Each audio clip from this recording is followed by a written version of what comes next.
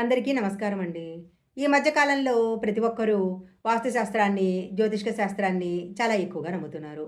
ఇల్లు కట్టుకోవడం మొదలుపెట్టినప్పటి నుంచి ఇల్లు పూర్తయ్యే వరకు ఏ గది ఎలా కట్టాలి, ఏ తలుపులు ఎక్కడ పెట్టాలి, బాత్రూమ్ ఎక్కడ కట్టుకోవాలి, అలాగే ఇంట్లో కొనే వస్తువులు కూడా ఎక్కడ ఏ వస్తువులు పెట్టాలి అన్న విషయాల గురించి అనేక జాగ్రత్తలు తీసుకుంటున్నారు.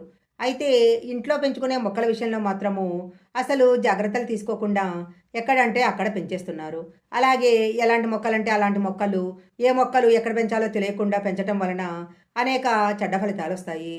మనము ఏ మొక్కను ఎటుపక్క పెంచుకోవాలి, ఏ మొక్కను పెంచుకుంటే ఎలాంటి లాభాలు కలుగుతాయి, మొదలైన అనేక విషయాలు తెలుసుకొని అప్పుడే మనం ఇంట్లో మొక్కలను పెంచుకోవాలి. మనము ఏ మొక్కలను పెంచుకుంటే ఎలాంటి ఫలితాలు కలుగుతాయో, అసలు ఏ మొక్కలు ఇంట్లో పెంచుకోవచ్చు, ఏ మొక్కలు ఇంట్లో పెంచుకోకూడదు, మొదలైన అనేక విషయాలను ఇప్పుడు మనం ఈ వీడియోలో తెలుసుకుందాము. మొక్కల విషయానికి వచ్చినట్లయితే ముందుగా చెప్పుకోవాల్సిన మొక్క శంకుపుష్పం మొక్క.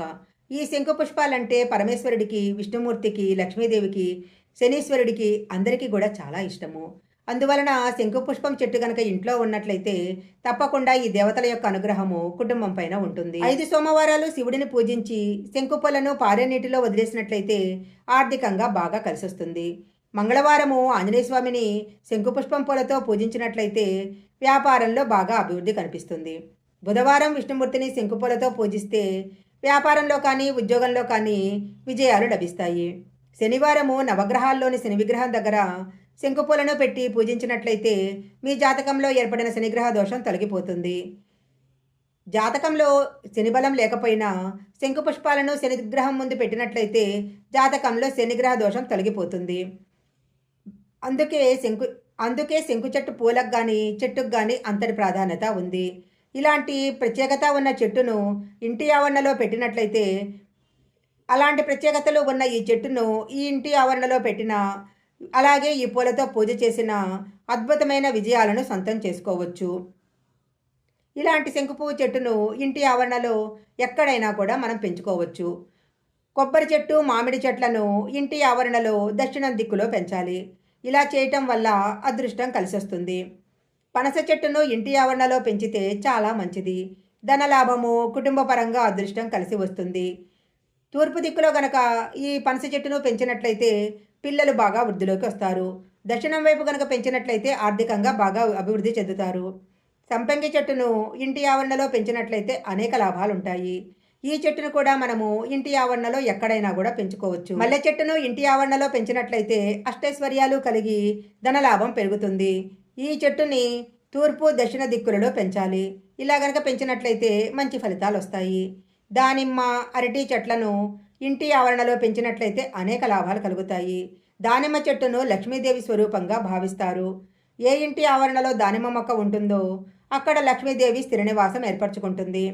దానిమ్మ మొక్క తన నివాసమని లక్ష్మీదేవి స్వయంగా చెప్పినట్లు పురాణాల్లో చెప్పబడింది. కొంతమందికి బంధువులతో సంబంధాలు సరిగా ఉండవు. ఎప్పుడూ ఏదో ఒక గొడవలు జరుగుతూ ఉంటాయి. అలాంటి వారు దానిమ్మ, అరటి మొక్కను ఇంటి ఆవరణలో తూర్పు వైపు పెంచుకోవాలి. ఇలా గనక పెంచినట్లయితే బంధువుల మధ్య సఖ్యత ఏర్పడుతుంది. దక్షిణం వైపు గనక ఈ మొక్కలు పెంచుకున్నట్లయితే స్నేహితులతో లాభాలు కలుగుతాయి. అలాగే లక్ష్మీదేవికి ఎంతో ఇష్టమైన గులాబీ మొక్కను గనక ఇంట్లో పెంచుకున్నట్లయితే సకల లాభాలు పొందుతారు. ప్రతి ఒక్కరూ ఇంట్లో పెంచుకోవాల్సిన మొక్క కలబంద మొక్క. కలబంద మొక్కను అదృష్టపు మొక్క అంటారు. ఈ కలబంద మొక్కను తూర్పు వైపు కనుక పెంచుకున్నట్లయితే చాలా మంచి ఫలితాలు వస్తాయి. ప్రతి ఒక్కరి ఇంట్లో తప్పనిసరిగా ఉండాల్సిన మొక్క తులసి మొక్క. తులసి మొక్కను తూర్పు వైపు కనుక పెంచుకున్నట్లయితే మంచి ఫలితాలు వస్తాయి. ఏ ఇంట్లో అయితే తులసి మొక్క ఉంటుందో అక్కడ లక్ష్మీదేవి యొక్క అనుగ్రహము పుష్కలంగా ఉంటుంది. అలాగే కొంచెం చోటున్నా సరే తప్పకుండా పెంచుకోవాల్సిన మొక్క ఉసిరి మొక్క. ఈ వీడియోలో చెప్పిన విధంగా ఈ మొక్కలన్నీ ఏ దిశలో పెంచుకుంటే మంచిదో ఆ దిశలో కనుక పెంచుకున్నట్లయితే సకల దేవతల యొక్క అనుగ్రహము కుటుంబం పైన తప్పకుండా ఉంటుంది. ఈ వీడియో కనుక మీకు నచ్చినట్లయితే లైక్ చేయండి, షేర్ చేయండి. ఇలాంటి మరిన్ని వీడియోల కోసం మా ఛానల్ సబ్స్క్రైబ్ చేసుకోండి. పక్కనే ఉన్న బెల్ ఐకాన్ని యాక్టివేషన్ చేసుకుంటే మేము పెట్టే వీడియోలన్నీ కూడా మీకు ముందుగానే నోటిఫికేషన్గా వస్తాయి.